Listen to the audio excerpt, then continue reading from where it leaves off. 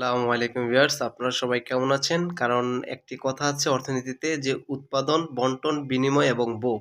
এই ৪ টা বিষয়ের যদি যথার্থ প্রয়োগ আমরা না করতে পারি সঠিকভাবে, তাহলে একটা দেশের অর্থনৈতিক চাকা কখনোই সচল থাকবে না এবং দ্রব্যমূল্য ক্রমাগত ঊর্ধ্বগতি হতেই থাকবে।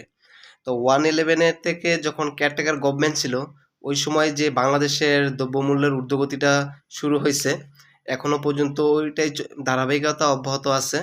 যে বর্তমানে পরিস্থিতিতে যদিও এখন সিন্ডিকেট নাই, তারপরও দেশের দ্রব্যমূল্য তারপরে দেশের ইলিশ মাছ কেন এত দাম থাকবে?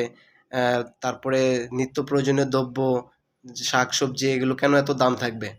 এর প্রধান কারণ হচ্ছে আমাদের উৎপাদনটা কম। উৎপাদনটা আমাদের ওরকমভাবে হচ্ছে না এবং সব কিছুর ঊর্ধ্বে হচ্ছে আমাদের গ্যাস, বিদ্যুৎ এবং তেল। এই ৩ টা জিনিসের আমাদেরকে দাম কমিয়ে আনতে হবে। তাইলেই যারা শিল্প কারখানা সার উৎপাদন করে, কারেন্টের বিদ্যুৎ বিল, তারপরে তেল, গ্যাস এগুলো যদি কম খরচে তারা ওই সার উৎপাদন করে, ওষুধ উৎপাদন করে, তাইলে কৃষকের কাছে কম দামে সার আমরা দিতে পারবো।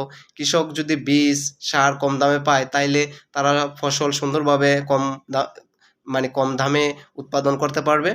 তাইলে কৃষক আবার আমাদের কাছে যখন ওই শাকসবজি বিক্রি করবে, কম দামে বিক্রি করতে পারবে।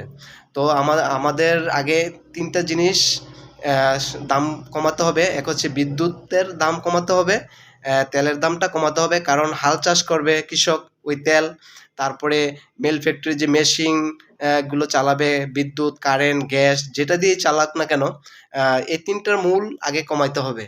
তাইলে এই ৩ টা যদি ভর্তুকি দিয়েও বাংলাদেশ সরকার, বর্তমান সরকার যদি এই ৩ টা জিনিসটা দেখে, তাইলে কৃষক অবশ্যই আমাদের দেশের সোনার বায়রা কৃষকরা সুন্দরভাবে চাষাবাদ করতে পারবে এবং আমাদের নিত্য প্রয়োজনীয় যে দ্রব্যগুলো আছে, শাক সবজি, এগুলো আমরা অবশ্যই কম টাকা বাজারে ক্রয় করতে পারবো। আলু, আমাদের দেশের আলু বিদেশে রপ্তানি হচ্ছে। আমাদের মুন্সিগঞ্জের আলু দিয়ে পুরো পৃথিবী চালানো যাবে। কিন্তু আমাদের দেশে এত আলু উৎপাদন হয়, তারপরে আমার দেশের আলু ৬০ টাকা কেজি কেন?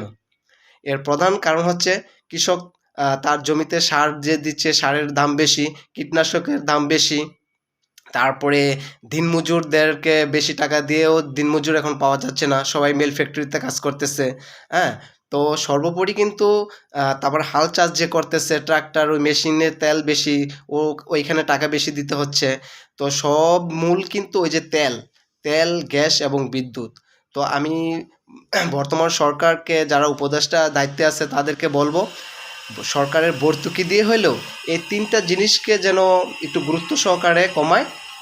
বিদ্যুৎ, তেল এবং গ্যাস এর দামটা একটু যদি কমায়, তাইলেই দেশের অর্থনৈতিক অবস্থাটা আবার সচল হবে ইনশাল্লাহ, এবং আমরা স্বল্প খরচে, স্বল্প মূল্যে আমরা নিত্য প্রয়োজনীয় দ্রব্যগুলো পাবো ইনশাল্লাহ।